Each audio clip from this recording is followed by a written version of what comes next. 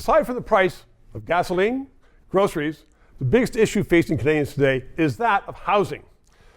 Jon Love is the founder and CEO of KingSett Capital. He joins me now. He knows about the real estate business, about housing. And I put this question to you. Canada has lots of land.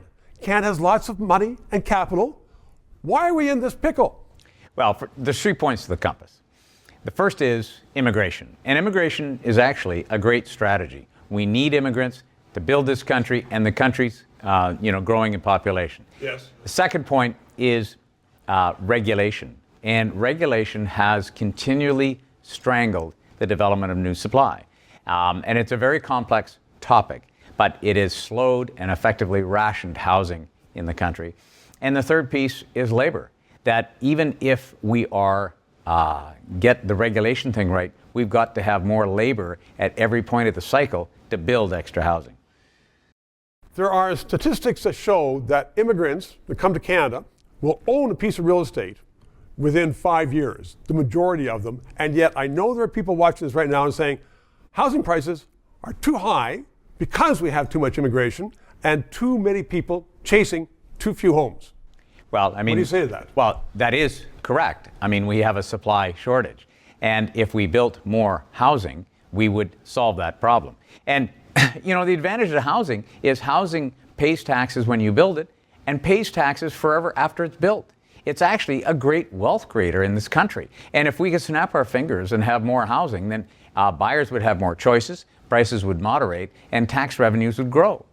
So you're describing just the perfect idea to make money, to create wealth, and to create housing. So what are we in Canada? Why aren't we doing that?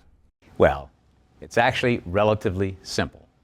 You've got immigration meeting urbanization, struggling with NIMBYism. Because, we've got this tremendous demand growth of population. It's relatively concentrated in Montreal, Toronto, and Vancouver. It affects everywhere in the country, but right. That's where the greatest concentration is.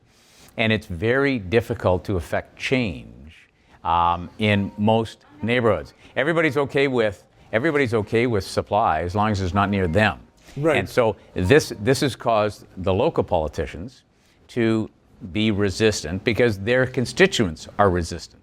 And it creates a very difficult political narrative for municipal politicians, for municipal leadership, as well as all the way up the chain.